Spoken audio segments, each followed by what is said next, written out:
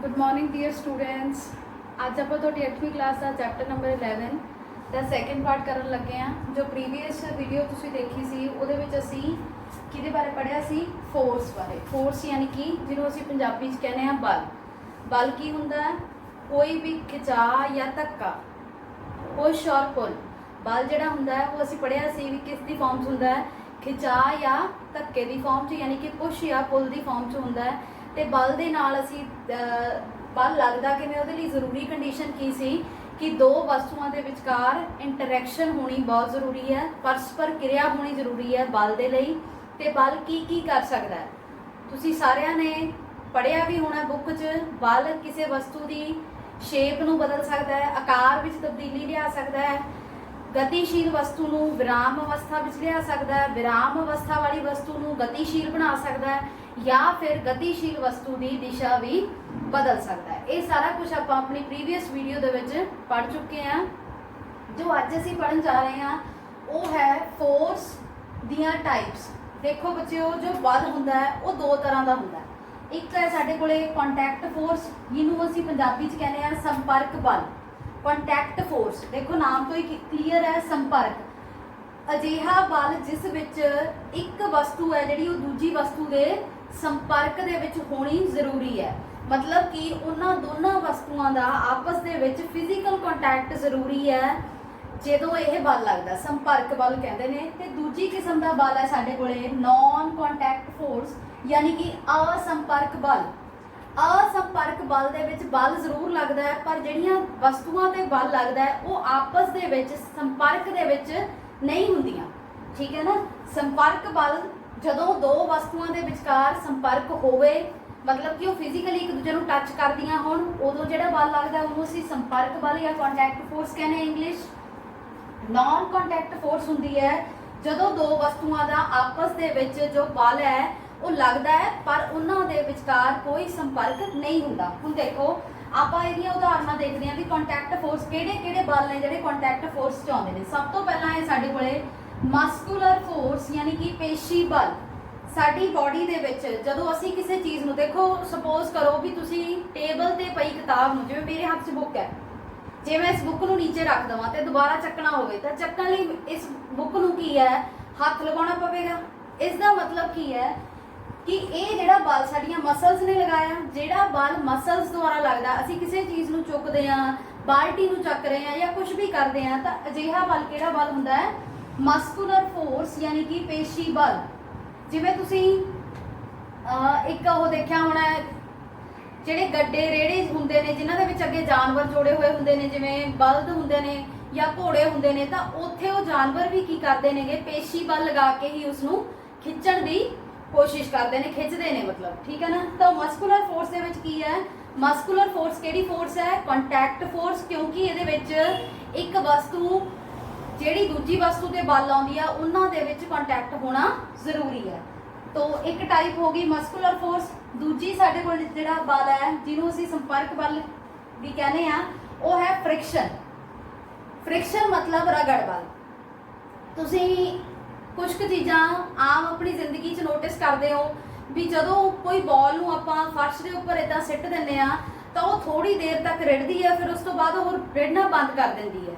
इस तरह कई बार की होंदा है कि जिवें फर्श के उपर पानी डुलिया होया होवे या फिर सर्फ वाला पानी डुलिया होया होवे तां असीं फिसल के गिर जांदे आ। अजिहा क्यों होंदा है? या तो ये सारियां जिहड़ियां चीज़ां ने इन्हां दे विच एक फोर्स है जिहड़ी हैगी आ फ्रिक्शन, जिन्हों असीं कहने हैं रगड़ बल। फ्रिक्शन जिहड़ी फोर्स ऑफ फ्रिक्शन है वो दो सतह जिहड़ियां हुंदियां ने उन्हां दे विच किन्नी क अनियमता, जिवें इस तरह एक सरफेस देखो इस तरह ते दूजी सरफेस भी उहदे विच जदों ओहदी फस जांदे ने, मतलब इन्हां दोनां दे, तां ओह की हुंदियां ने रफनेस, उहदे करके असीं चल फिर सकदे हां, पेंसिल नाल लिख सकदे हां। पर कई बार की हुंदा है कि रगड़ इन्नी घट जांदी है तां करके असीं तिलक के डिग जांदे हां, जिवें कि केले दे छिलके ते, क्योंकि वो बहुत ही की हो जाती है स्मूथ सरफेस हो जाती है, जिहदे करके उन्हां दा आपस च की हुंदा है जिहड़े रगड़ बल हुंदी है वो घट जाती है। रगड़ बल भी एक संपर्क बल है। और दूजी गल कि जो रगड़ है वो एक संपर्क बल तो है पर वो मोशन के ऑपोजिट डायरैक्शन च लगती है। मोशन के ऑपोजिट का मतलब कि जिस दिशा ਦੇ ਵਿੱਚ ਵਸਤੂ ਗਤੀ ਕਰਦੀ ਹੈ ਉਸ ਤੋਂ ਆਪੋਜ਼ਿਟ ਡਾਇਰੈਕਸ਼ਨ ਦੇ ਵਿੱਚ ਰਗੜ ਬਲ ਲੱਗਦਾ। ਜਿਵੇਂ ਤੁਸੀਂ ਦੇਖਿਆ ਹੋ ਕਿ ਗੱਡੀਆਂ ਕਾਰਾਂ ਜਦੋਂ ਨਵੀਆਂ ਹੁੰਦੀਆਂ ਨੇ ਜਾਂ ਤੁਹਾਡੀਆਂ ਚੱਪਲਾਂ ਜਦੋਂ ਨਵੀਆਂ ਹੁੰਦੀਆਂ ਨੇ ਤਾਂ ਉਹਨਾਂ ਦੇ ਨੀਚੇ ਤੁਸੀਂ ਉਹਨਾਂ ਦੀ ਮਤਲਬ ਸ਼ਕਲ ਦੇਖੀ ਹੋਣੀ, ਤਾਂ ਜਦੋਂ ਘਸ ਜਾਂਦੀਆਂ ਨੇ ਉਸ ਤੋਂ ਬਾਅਦ ਵੀ ਦੇਖਣਾ, ਤਾਂ ਘਸਣ ਤੋਂ ਬਾਅਦ ਜਿਹੜੀ ਹੈਗੀ ਆ ਉਹ ਚੱਪਲ ਸਾਡੀ ਫਿਸਲਣ ਲੱਗ ਜਾਂਦੀ ਹੈ। ਕਿਉਂ? ਕਿਉਂਕਿ ਰਗੜ ਬਲ ਜੋ ਹੈ ਉਹ ਘਟ ਜਾਂਦਾ। ਪਹਿਲਾਂ ਉਹਨਾਂ ਦੀ ਸਰਫੇਸ ਥੋੜੀ ਰਫ ਬਣਾਈ ਜਾਂਦੀ ਹੈ ਵੀ ਤਾਂ ਜੋ ਰਗੜ ਹੈ ਉਹ ਵੱਧ ਲੱਗੇ ਤੇ ਸਮੂਥਲੀ ਅਸੀਂ ਤੁਰ ਫਿਰ ਸਕੀਏ, ਤਾਂ ਕਰਕੇ। तो रगड़ भी की है संपर्क बल है, गति की उल्ट दिशा दे विच यह लगती है। ठीक है, इसे तरह ही साडे कोले अगे है टाइप असंपर्क बल। असंपर्क बल दे विच साडे कोले मैगनैटिक फोर्स। देखो मैगनैटिक फोर्स, मैगनेट जिन्हों असीं पंजाबी च कहने चुंबकी बल। तुसीं सारिआं ने 6वीं क्लास दे विच भी चुंबक देखी है, ਤਾਂ ਤੁਸੀਂ ਉਸ ਤੇ ਵੀ ਐਕਟੀਵਿਟੀਜ਼ ਕੀਤੀਆਂ ਸੀ। ਤੁਹਾਨੂੰ ਪਤਾ ਵੀ ਚੁੰਬਕ ਦੇ ਜਿਹੜੇ ਸਮਾਨ ਧਰੁਵ ਹੁੰਦੇ ਨੇ ਉਹ ਕੀ ਕਰਦੇ ਨੇ, ਇੱਕ ਦੂਜੇ ਨੂੰ ਆਕਰਸ਼ਿਤ ਕਰਦੇ ਨੇ, ਇੱਕ ਦੂਜੇ ਨੂੰ ਧੱਕਦੇ ਨੇ। ਜਿਵੇਂ ਕਿ ਦੇਖੋ ਚੁੰਬਕ ਦੇ ਦੋ ਪੋਲਸ ਹੁੰਦੇ ਨੇ, ਨਾਰਥ ਸਾਊਥ, ਨਾਰਥ ਸਾਊਥ। ਅਗਰ ਆਪਾਂ ਚੁੰਬਕ ਦੇ ਨਾਰਥ ਮਤਲਬ ਉੱਤਰੀ ਧਰੁਵ, अगर आप चुंबक के उत्तरी ध्रुव के नेड़े उत्तरी ध्रुव लैके आने तो चुंबक एक दूजे तो दूर भजते हैं, बिना एक दूजे के संपर्क विच आए वो एक दूजे के बल आते हैं। जे ओपोजिट ध्रुव होण तां की करते हैं, अट्रैक्ट करते हैं। इत्थे हुण उत्तरी ध्रुव के सामने उत्तरी ध्रुव लिआंदा तां एक दूजे की करते हैं, धक्कदे ने। ठीक है, इस तरह ही जे असीं एक पासे साउथ ले लीए यानी कि एक पासे दक्षिणी ध्रुव ले लीए तो एक पासे उत्तरी ध्रुव, तो वो की करते हैं एक दूजे वाल खिंचे जाते हैं। ठीक है, तो कहने का मतलब जी ये फोर्स लगती है ये बिना एक दूजे के संपर्क के विच आए लगती है, इसलिए केड़ी फोर्स है, नॉन कॉन्टैक्ट फोर्स। ठीक है, उस तो बाद नैक्सट है साडे कोले इलैक्ट्रोस्टैटिक फोर्स। इलैक्ट्रोस्टैटिक फोर्स जिन्होंने असीं कहने आ स्थिर बिजलई बल।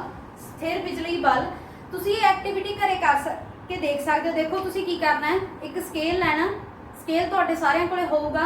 स्केल नूं अपने बालों के उपर तेल नहीं लग्या होना चाहिए। जो तुहाडे बाल ड्राई होण उन्हां दे उपर ऐ चंगी तरह रब करना है। ठीक है, रब करन तो बाद तुसी पेपर दीयां बहुत छोटियां छोटियां स्ट्रिप्स कट लैणियां, बहुत छोटे छोटे टुकड़े कट लैणे आ। तुसी उस तो बाद उहनूं देखना भी स्केल दे नाल तुसी उह पेपर दे टुकड़ियां नूं चक सकदे हो।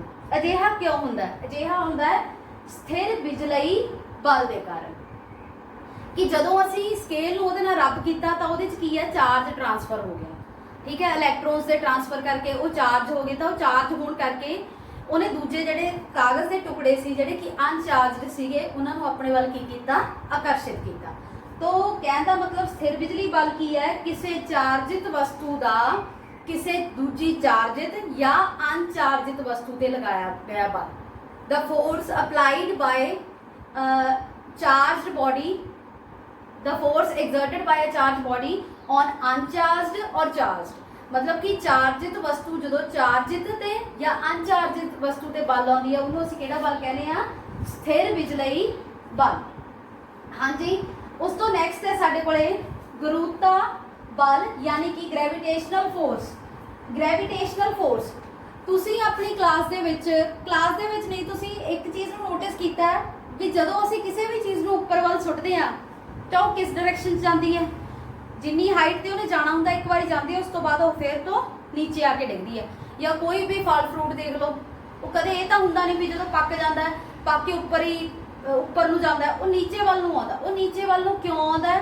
वो धरती दी जिहड़ा गुरुत्वाकर्षण बल है वो किसी भी चीज़ नूं अपने वल खिंचदा है, जो फोर्स एग्जर्ट कर दी है अर्थ। ठीक है ना, तो उन्होंने असीं कहने फोर्स ऑफ ग्रैविटी कह दिंदे आ। तो ये गुरुत्वाकर्षण बल है जिहड़ियां यूनीवर्स दे विच ब्रह्मंड दे विच जिन्नियां भी चीज़ां ने जिन्नियां भी वस्तुआं ने वो सारियां एक दूजे ते ये बल लगाउंदियां ने। पर यह है भी बल ये बल है जिहड़ा वो अट्रैक्टिव फोर्स है, आकर्षित बल है, पर वस्तुआं दे मास ते डिपेंड करदा है कि उहदे करके उहदे च किन्ना क इफैक्ट है जिहड़ा वो महसूस किया जाता है। तो हाँ जी, आप दोबारा तो रिपीट कर लेने भी बल है जिहड़े वो साडे कोले दो तरह के होंदे ने। कॉन्टैक्ट फोर्स जिहदे च फिजिकल कॉन्टैक्ट जरूरी है, नॉन कॉन्टैक्ट फोर्स जिहड़ा बिना कॉन्टैक्ट ते लगदा है। ठीक है, कॉन्टैक्ट फोर्स दी अगे दो टाइप्स कीतियां सी, मस्कुलर फोर्स ਜਿਹੜਾ ਕਿ ਕੰਟੈਕਟ ਫੋਰਸ ਹੈ। ਫ੍ਰਿਕਸ਼ਨ ਫੋਰਸ ਰਗੜ ਬਲ ਉਹ ਵੀ ਕੰਟੈਕਟ ਫੋਰਸ ਦੇ ਅੰਡਰ ਹੀ ਆਉਂਦੇ ਆ। ਤੇ ਅਸੰਪਰਕ ਬਲ ਦੇ ਵਿੱਚ ਮੈਗਨੈਟਿਕ ਫੋਰਸ ਯਾਨੀ ਕਿ ਚੁੰਬਕੀ ਬਲ, ਇਲੈਕਟ੍ਰੋਸਟੈਟਿਕ ਫੋਰਸ ਯਾਨੀ ਕਿ ਸਥਿਰ ਬਿਜਲਈ ਬਲ, ਗ੍ਰੈਵਿਟੇਸ਼ਨਲ ਫੋਰਸ ਯਾਨੀ ਕਿ ਗੁਰੂਤਾ ਬਲ। तो ਇਹ ਬਲ ਦੀਆਂ ਅਲੱਗ-ਅਲੱਗ ਕਿਸਮਾਂ ਨੇ ਤੇ ਤੁਸੀਂ ਇਹਨਾਂ ਨੂੰ ਆਪਣੀ ਬੁੱਕ ਤੋਂ ਚੰਗੀ ਤਰ੍ਹਾਂ ਰੀਡ ਕਰਨਾ।